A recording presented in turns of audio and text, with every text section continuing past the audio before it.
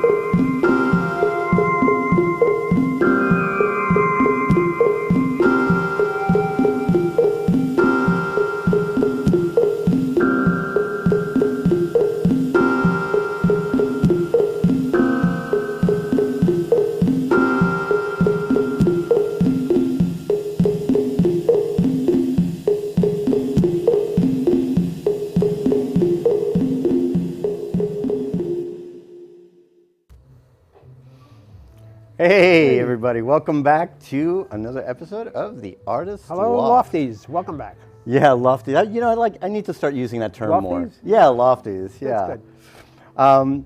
So the video you just saw was our next guest, Emily Caravella, and we're going to get to her in just a moment. But first, we want to remind you guys to come and check out our website.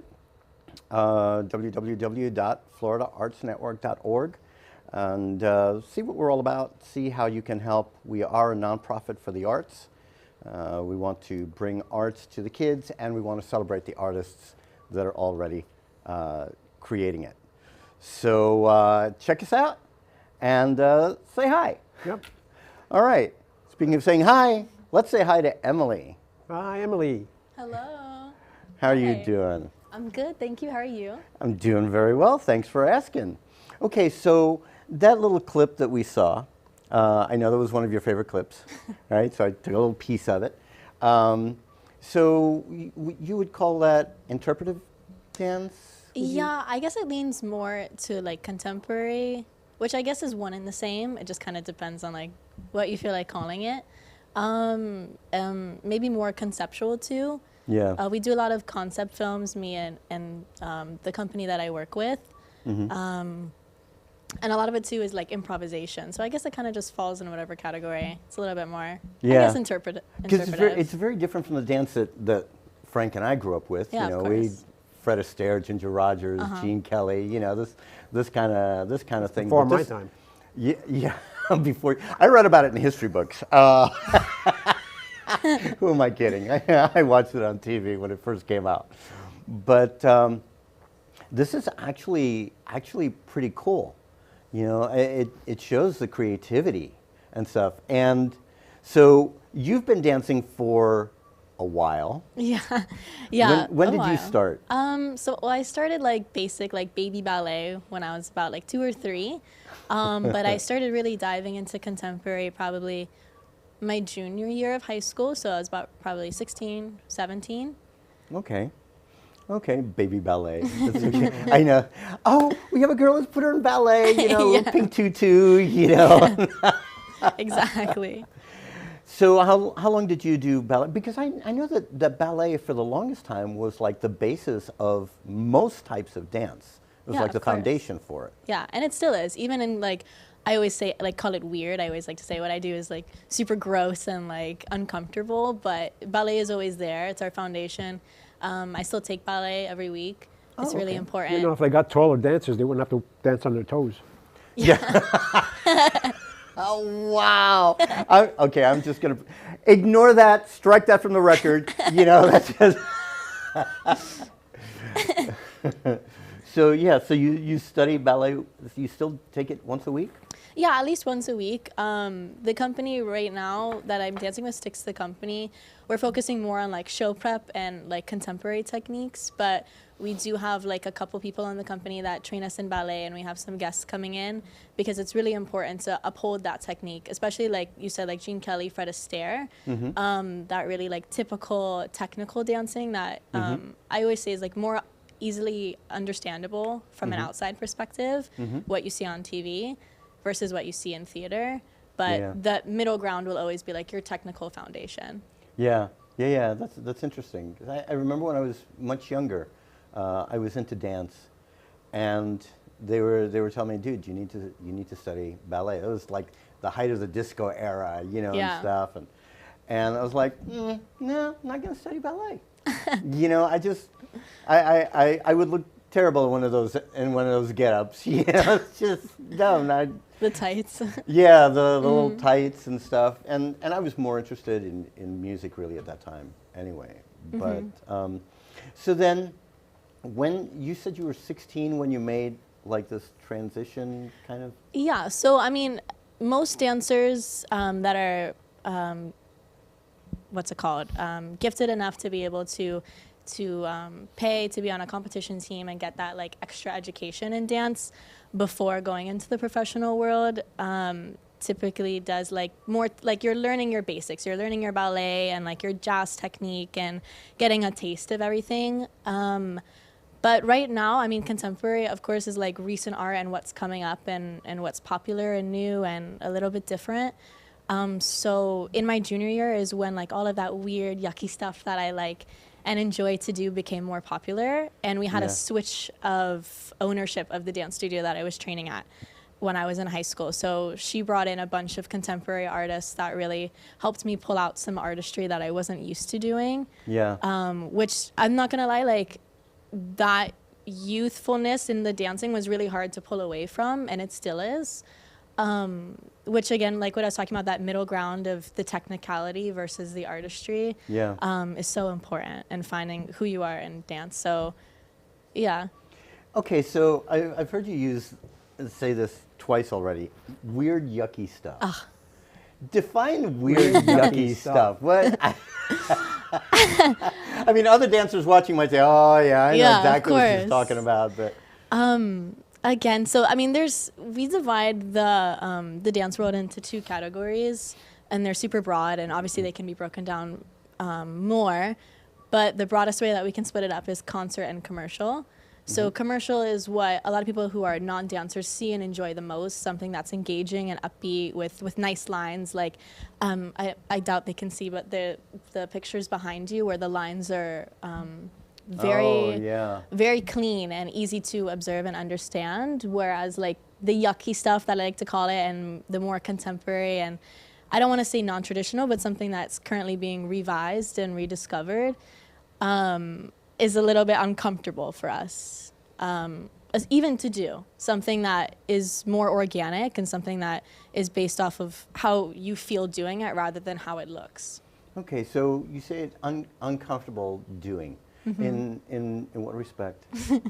I guess it's just experimenting with ways that you're like the flip-floppiness of it. So experimenting with ways that your body naturally wants to move. Maybe it's more pedestrian or something a little like avant-garde, or something that you don't want to move, something that throws your body off kilter and off balance, and finding that constant contradiction. So you're interpreting the music the way you feel. And that could be, instead of having it written down in certain steps that you have to follow.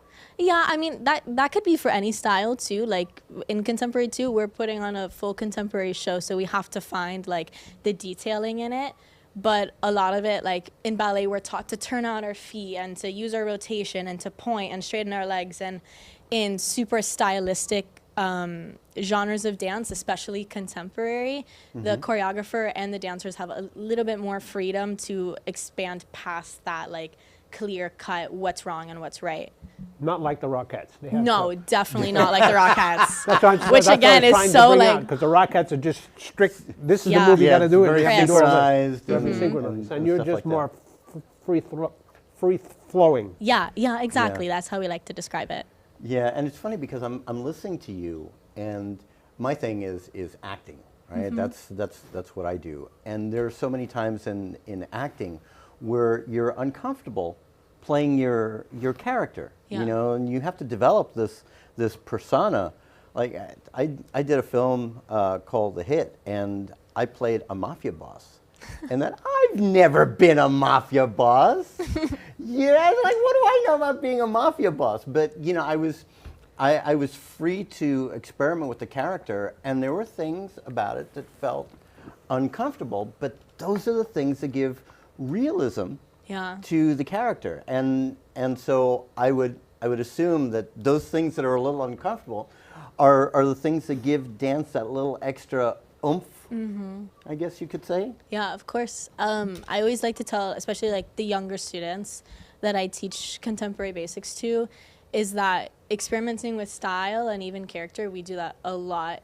And we even take acting classes too, is peeling back the layers of your personality to be able to uncover those specific personas that you have to portray on stage. Like, if, for example, I'm playing a super hyper masculine character and I'm more of a dainty dancer, why would moving in a masculine way make me feel so uncomfortable?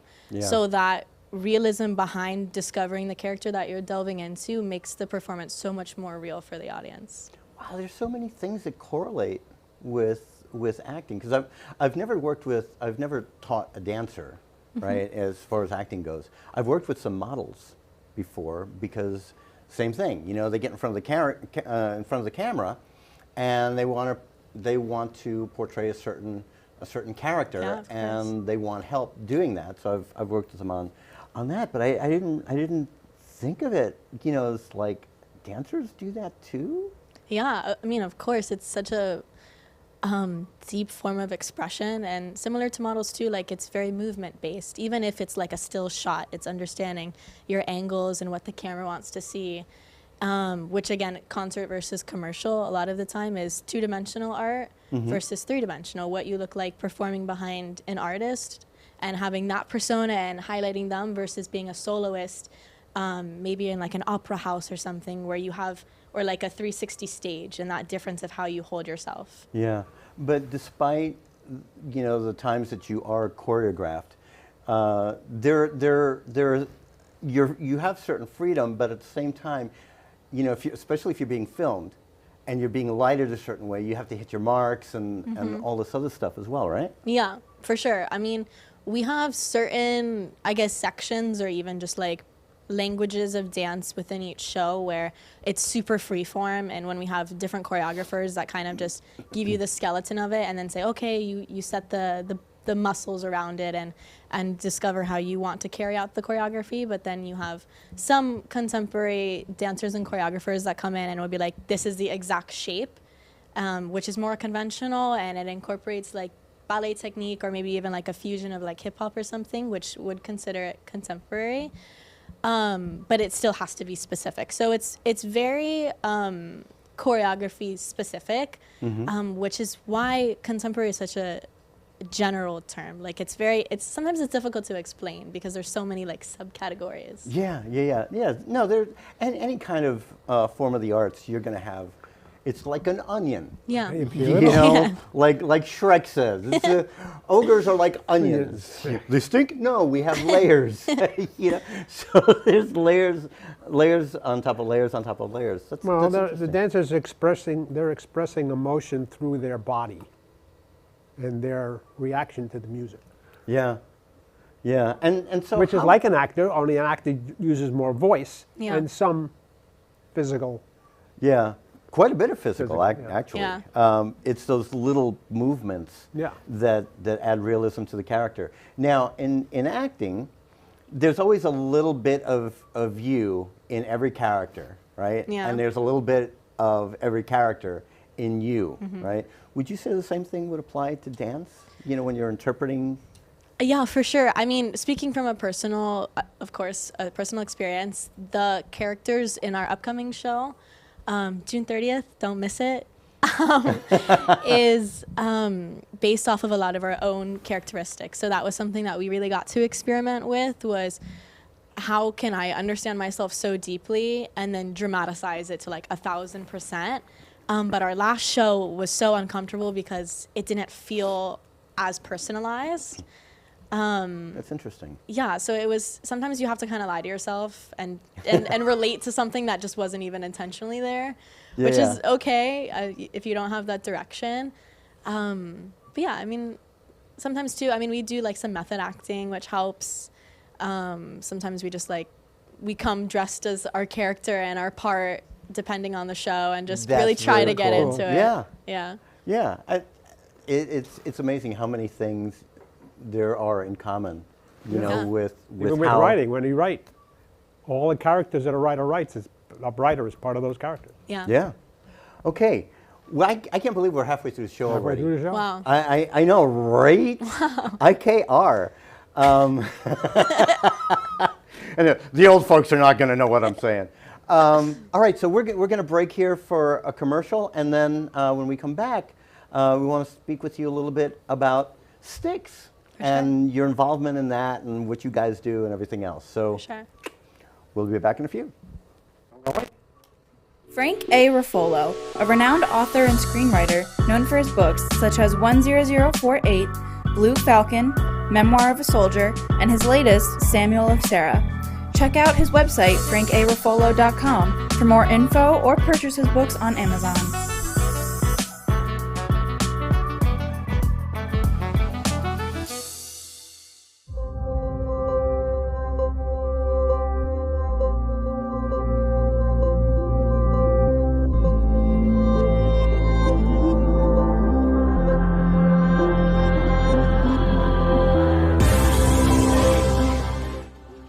What's up, everybody? This is Agent Romante, but most of you know me as Esteban Julio Ricardo Montoya de Rosa Ramirez from The Sweet Life of Zach and Cody.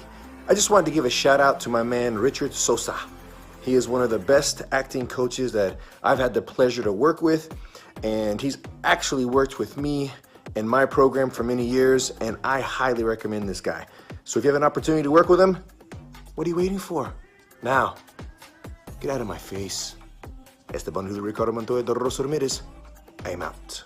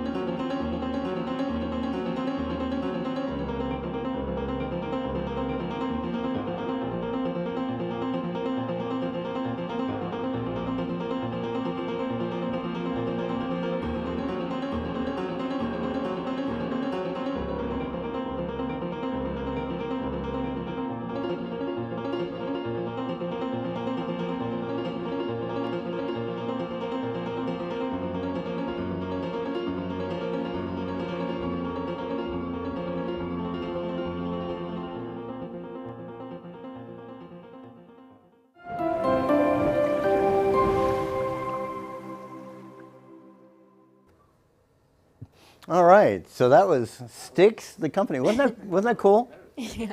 Yeah, and it's funny because you see, you know, you have 5 people watch that, and you're going to have 5 different reactions to it. Of course, yeah. It's crazy. So, all right, so you at one point got involved with Sticks, the company. Mm-hmm. How did that happen? Oh, well, it was really just like a worlds collide moment. So before the shift of ownership in that like pre-professional studio that I was dancing at with, one of my main contemporary teachers, her name is Mika Santo, came in, and she was probably my first mentor that I had in dance and just artistry. And then shortly after that, she moved on past the studio, and I had another instructor come in. Her name is Brianna Campbell. And she really pulled artistry out of me like no tomorrow. And she kind of sculpted me into this different version of myself. Well, she didn't sculpt me. I guess she gave me the tools to sculpt myself. Okay.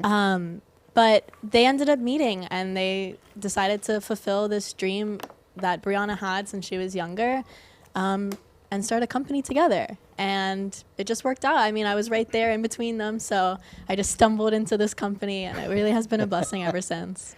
That's awesome. Mm-hmm. All right, so now you guys it's a nonprofit, correct? Yeah. Okay, so what would you say is the goal of that nonprofit? So for this specific company, is finding the middle ground between concert and commercial. Obviously, we're a contemporary leaning company, but contemporary can also be commercial. So we often like teeter-totter between those two genres of dance, especially Mika, one of our directors, being more commercial leaning, and then we have Brianna, who is more concert leaning. They obviously dabble in both, but just there's certain preferences. But so ever since we started up, we had dancers come from like all parts of the States, and even like we have some people from like Cuba and different countries that are coming in, and just we focus. I know. De Cuba, de Cuba. And they bring so much to the company beyond the. I mean, our directors bring so much too, but just allowing us as dancers to bring something to the space is a unique experience, rather than just having like a director like what I say goes. So it's been very open from the start, especially starting from the ground up. This is only our second volume, our second season. Okay. So we've all just kind of put in our own efforts to build this from the ground up. That is very cool. No, it's funny when things happen by happenstance. Yeah. Is that the term I'm looking for? You know, personally, I don't believe in coincidence. I don't either. You know, I think that people create their own coincidence. Yeah. And if you had not had the training that you had, and you weren't out there doing your thing, it might not have happened. Yeah. It might not have happened. That's why I encourage everybody. You know, all my students, I always tell them, you got to be out there. You got to network. Got to network. Got to network. You got to work on your craft. Got to work on, regardless of what it is, whether it's acting, painting, writing, dance, vocals. You have to work at it. You have to work at it, and you've done that from the time you were a little 3-year-old little baby ballerina.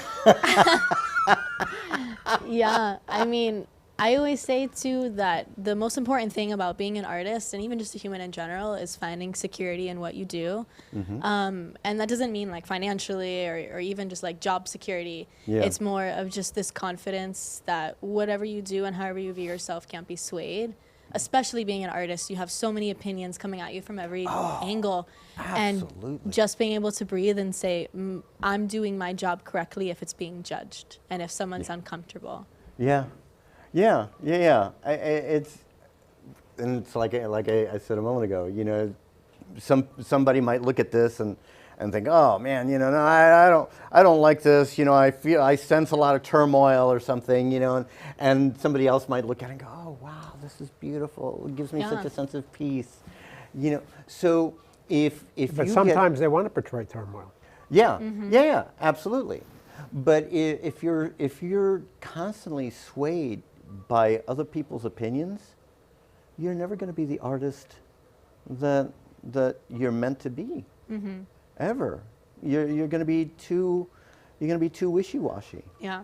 You know, I mean, it's one thing to somebody says, you know, hey, listen, you know, this is how I felt about this or that. You know, oh, okay, yeah, and you might take that into consideration when you consider the source, right? You always have to consider the source. Of course. So now, what's the goal of Styx, the company? And did you get that from the band Styx? We always get asked that. So it's actually based off of the river in Greek mythology. Yeah. It's just so funny that it happens to be a band as well. I don't know if she knew that. They probably got it from the same river. Yeah. That's a possibility. I mean, it's cool. The goal. It's a little bit difficult being from the dancer perspective. I mean, thankfully I get to work as like this personal assistant for Brianna, so I get to see like the inner workings of her brain. But that can be scary. Yeah. For a creative person. Yeah, but I guess the goal, again, like I said before, is like blurring that line between concert and commercial. Though the world in Miami is very like Latin and like reggaeton, and Like I said, like commercial heavy, where there's a lot of like performers coming in and doing castings and shows and festivals and whatnot. And then like up in like West Palm and Boca, it's very ballet, modern, contemporary heavy. Yeah. So living maybe in Miami and feeling that calling to a contemporary company or a contemporary education could be difficult, especially like after graduating from college or high school and feeling like a little bit of a loss of what to do. Yeah. So providing a space for dancers to find that middle ground, to get a taste of everything, and also giving them freedom to teach to wider crowds and to, you know, travel the country and perform and just, again, like I said, like get a taste of everything. Yeah, kind of cross-pollinate, I guess. Yeah, you could exactly. say. Similar to like what you guys do on the show, like bringing in people from such different cultures or just backgrounds and different arts. It's really important to showcase that through art, especially with a platform and an exposure, even if it's small or even if it's so incredibly large, because America is such a crock pot for different Yeah. cultures that sometimes it gets lost. Yeah. And one of our dancers from Cuba, her name is Daniela. She's like my biggest inspiration ever. Did a show just about her experience dancing and moving from Cuba to America, and that kind of thing, and bringing that back into the space where we come from such different walks of life, is really important, because we develop this understanding of art and how that's what connects us, but also it can be what our most major difference, how we Yeah. approach our art. Yeah. And art is like a universal language. Yeah. Yeah. It really is. You know, Yeah. so many times, you know, when it was the most obvious during the time of like silent films, right? Silent films, there were no words, there was no language used except, you know, the language of motion. Yeah. And so whether it's that or whether you're listening to a piano piece, you know, I've listened to piano pieces that not a single word, but the music brought something out in me that I was like, oh my gosh. This is beautiful," And, you know? and what's really weird is during the times of the silent movies, when they started to come out with Dialogue. sound movies and dialogue, a lot of people were saying, "Oh, nobody's going to watch that." Yeah. So And then they do. They really, art changes a lot of people. Yeah. It really does, and I'm going to say that we're both on the same page on this, but there's something about performing the art that you love that gives you a satisfaction that you can't find anywhere else. Yeah. It's absolutely incredible. Yeah. It's like the whole world Absolutely melts incredible. away. Yeah, it really does. So I just got the signal So for, where can we, for where 2 more can we minutes. see Sticks next? So we have a show coming up June 30th at the Aventura Arts and Culture Center.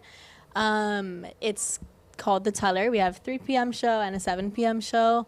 It's a really quirky and, like I said before, uncomfortable show, but it has a lot of character and just so much energy. So, yeah, I mean, that's when we're performing next. We have a lot of upcoming events. We'll be performing in South Carolina, too, and we always do kind of like pop-up events. But, yeah, our next one, June 30th. Do you have a website that people can hit? And Yeah, we to find out do. more? So our sister company is called Zenki Productions, and the website is zenkipro.com, which is ZENKI pro.com /sticks.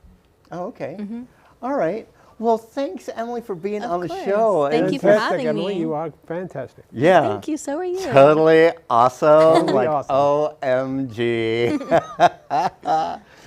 All right. Okay, so thanks for tuning in yet again to another episode of The Artist Loft. This time we have the lovely and the talented Emily. And check out her website. What is Zenki? Pro.com. zenkipro.com/sticks. That's STYX. And check us out at floridaartsnetwork.org. And if you want to get a little part of the Florida entertainment business or people, stop by Lombardi's Restaurant in Sunrise on June 2nd between 6 and 9 p.m. and network with the pros. Yes, absolutely. Be there or Be square. there you go. Have a good night, guys. We'll see you in a couple of weeks. Take care. Thank you for watching The Artist Loft. Make sure to tune in next time for another great show. A show that was produced by Ant Media Productions and hosted by the Florida Arts Network with your hosts Richard Sosa and Frank A. Ruffolo.